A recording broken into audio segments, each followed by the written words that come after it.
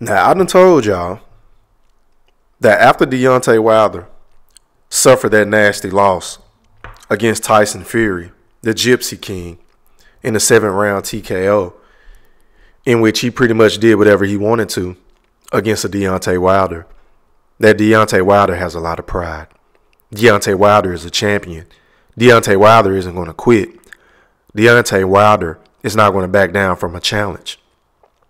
So I told y'all that he wasn't going to take a fight or a tune-up. Now, he wasn't going to go to AutoZone. He was going to run it right back. And that's exactly what's about to happen. Come July, 17th, 18th, the trilogy has been set. Deontay Wilder has already exercised the clause in his contract to run that shit right the fuck back. Okay? And we understand that nobody is here to make an excuse for Deontay Wilder. I'm not trying to hear the excuse that he came up with about the fucking body armor suit and the mask and the helmet with the lights and the batteries, talking about it was 40 pounds or 45 pounds and it weighed his legs down and he was in it 20 minutes before the fight, took 15 minutes to walk out to the fight, got in the ring and had to keep that on for another 5 to 10 minutes. I'm not trying to hear none of that nonsense. I'm not giving him a pass for that because nobody told him to wear that dumbass suit. Okay? We all understand that you wanted to do something for Black History Month, and it sounds cute, and cuddly. It really does. But at the end of the day, if you want to honor black people, then won't you go out there and kick Tyson Fury's ass? I don't give a fuck what you got on. You understand me? But having said all of that, y'all, I'm going to need some of you boxing fans to make up your fucking mind. Because I've been thinking about this for the last couple of days. And I know I haven't been on because I've been sick. My son been sick. But now I'm back and I'm alive and I'm well. But I've been thinking about this, y'all. Because you got a guy in Deontay Wilder, right? Who has never been criticized for knowing how to be a boxer. He's not a great boxer. I have never been on record of saying that. I've never heard anyone else say that he's a great boxer. The whole entire world knows he's not a great boxer. Everybody knows that this man has a magnificent punch. And that's that straight right hand. It could come from any kind of angle. He can set it up with the left. You understand? Everybody knows Deontay Wilder is basically a one-trick pony. But even with that being said, the man has 44 fights. He has 42 wins and 1 loss and a draw. And he has knocked out 41 dudes. Flatlined them. Sent them to sleep experts. And you have the boxing critics and these fans who still have something negative to say even when he wins. But then you have a guy, the TBE in my estimation, in Floyd Money Mayweather, who, his style isn't everyone's cup of tea. He goes in, he boxes when he turned into Money Mayweather because Pretty Boy Floyd was knocking motherfuckers out left and right before his hands got fucked up. Okay? But you have a guy in Floyd Money Mayweather who has always been a boxing magician, who will always do what's right defensively, who will always not take a risk because he is not going to put himself into harm's way of getting hit with a big shot and losing a fight. And you still have people within America and boxing fans all over the globe who hate on Floyd Money Mayweather. Now, we have to separate the man from the boxer. That's what I tend to do. I don't look at Floyd, the man, as the Floyd, the boxer. Same goes for Deontay Wilder. Because Deontay Wilder is one of the most genuine, down-to-earth fighters I've seen in the sport in a long time. I mean, I don't like the fact that he said he wants to catch your body and all this other shit. But besides all of that, he is a very humble guy. Of course he's going to have some bravado. Of course he's going to have an ego. I think in order to be great at anything you do, you have to feel like you are the best, even if it's not the case. That's what separates the greats from the average, and the average from the scrubs. You guys have to understand that. So you guys got to quit doing this shit, man. I need you motherfuckers to make up your mind. Do you want to see a pure boxer with defense like a Floyd Money Mayweather or like a Bernard Hopkins who caught flack because his fights wasn't entertaining as they should have been, you know? But then you got a guy in Deontay Wilder who was knocking dudes out left and right, and you guys find something to bitch and complain about with him. And speaking of Floyd Money Mayweather, who I feel like has always been a hater when it comes to Deontay Wilder, I am pleasantly surprised that when Floyd Money Mayweather was asked by someone in the crowd at this event that he was in, I think he was overseas doing what Mayweather does best, which is promoting. Let's listen to what Floyd Money Mayweather had to say in regards to a Tyson Fury versus a Deontay Wilder part 3. And once again, this is the Ham Rothstein Show on YouTube. Hit that sub button. This is Floyd Money Mayweather, y'all. DJ, play that shit.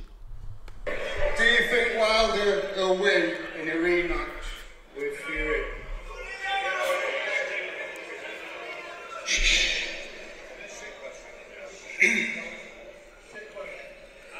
If I train him,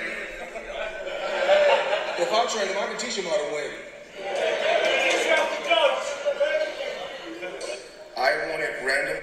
Okay, so Floyd Money Mayweather just said, if I train a Deontay Wilder, he can beat a Tyson Fury in a trilogy match. And you know what? I don't think it's a bad idea.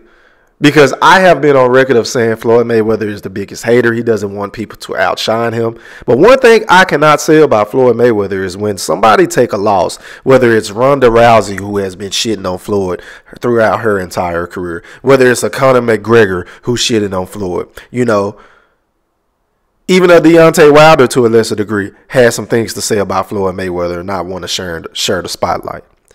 Whenever these people lost, Floyd Mayweather has always came out and went out of his way to offer his support in regards to trying to train them and telling them that they're true champions and that they will bounce back. Floyd has always showed some sort of humbleness or compassion when it comes to dudes getting laid out or knocked out or choked out, depending on what sport they're in. And we all know that Deontay Wilder, he only has a few months to get ready for this next fight. And he can do a hell of a lot better than what he did in the first and the second fight. He could have used his jab a lot more. He could have used a lot more head movement. He could have used a lot of more feints, you know, to get inside on a Tyson Fury, who all of a sudden just leaned back whenever he was anticipating that straight right hand from a Deontay Wilder. He just leaned back. So Deontay Wilder is going to have to use some more angles, some more feints, some more footwork to get on the inside to catch him with that right hand. He is going to have to set up his jab. Because from the opening tap, Tyson Fury had Deontay Wilder on his back foot and off balance the entire fight. His body language told me all I needed to know in that fight. As soon as the bell rung in the first round, what did Tyson Fury do? He ran right straight to the middle of the ring and backed up the bully. That's what he did. He backed up the bully. Now, Deontay Wilder is going to have to figure out something in regards to fighting off his back foot. I don't know how he can turn into a counterpuncher. I don't know exactly what needs to be done. But he has to figure out something. Because you can't come out and make up this excuse saying this and that and then turn right back around and get your ass kicked again. And I'm not trying to hear the, oh, your king is back. Listen, motherfucker, you ain't nobody king right now. You damn sure not my king. I'm a fan of you, but motherfucker's not looking up to you like that, Deontay. You're not going to war. You know, you're not in the Marines. You're not in the U.S. Army. This is boxing. This is mano a mano. Tyson Fury popped his shit before the fight, told you exactly what he was going to do to you, got inside of the ring, and did exactly that. Now, what are you going to do? What kind of adjustments are you going to make? Because I don't want to hear you trying to scapegoat one of your trailers and Mark Breland. Because he did the right thing, man. You were getting dinged on. You were getting dinged on, and he probably saved you not only your life, but your boxing career moving forward. Because had you got knocked out, how would you been able to sell a third fight? You wouldn't even had an excuse with the suit or the ring attire and the ring walk attire. Nobody would have been trying to hear that. We already ain't trying to hear the shit right now. But I need you boxing fans to make up your mind, man. Please drop a comment below and let me know if I'm tripping. Do you want to see a guy that can just box like a Floyd Mayweather? Or do you want to see a guy that just knocks out dudes left and right under Deontay Wilder? Me, myself, personally, I love a pure boxer. Bernard Hopkins is my favorite fighter of all time. Followed by Floyd Mayweather. I like defensive fighters. But I'm not opposed to seeing dudes flatline dudes left and right either. And he's a black fighter. And make no mistake about it, I am a black man in America. I am going to support my own, even if I know he can't box. Even if I know he doesn't really have a legitimate chance. I'm going to root for him. That doesn't mean I have to pick him. I did pick a Deontay Wilder in the last fight because I felt like his right hand was the equalizer. And I didn't know if Tyson Fury couldn't be able to move and, and jab and do all the things that he did in the first fight with gaining that extra 43 pounds. But he pretty much just leaned on Deontay the entire fight and mauled him in the clinches. With Poirier wrapping his arm around his neck and leaning on him. And hell, if I was in a Deontay Wilder's corner, I would have complained to the referee. Because outside of that straight right hand that landed in, the third round? Tyson Fury really didn't land a lot of big shots. That's what's so crazy. I mean, from the jump, Deontay Wilder's legs were gone. I don't know if it was the weight gain. I don't know if he overtrained. I don't know exactly what it was. But he is going to have to make some modifications in camp. Because if you lose again, it's over. It's over. The show is over. You might as well retire. It's over. So you need to exhaust every ounce of, whatever you have left in you to win this next fight. Whether that's, I don't know if you need to pick up the phone and call Floyd, or Floyd needs to call you, or Floyd Sr., who's already said that you're trash. I don't know if you're willing to humble yourself enough just so you can win your belt back and so you can have the opportunity to achieve your goal by unifying the division by going up against Anthony Joshua. But it remains to be seen, and I am so happy that he exercised his clause because as a man, you just can't go out like that. You got to run this shit the fuck back. But once again, those are my thoughts on it. That's my little 2 cents. You can agree to disagree. Drop a comment below and let me know. Did a Deontay Wilder make the right decision by running the fight right back? Me personally, I think so because, hell, who else is he going to fight? What else can a man do when he got beat down in front of his wife, in front of his family? Fuck you going to do, take some tune-up fights? Absolutely not. Get your big ass back in there, figure this shit out, run it right back. And once again, this is your boy Ham Rothstein. Hit that like button, hit that notification bell so you can be notified each and every time I drop a banger. And just like that, poof, I'm gone. Holla.